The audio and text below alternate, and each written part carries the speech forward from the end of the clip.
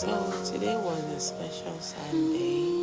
I had to do a quick surprise packaging for I know God, and you know God too. But the way I know Him may not look like you.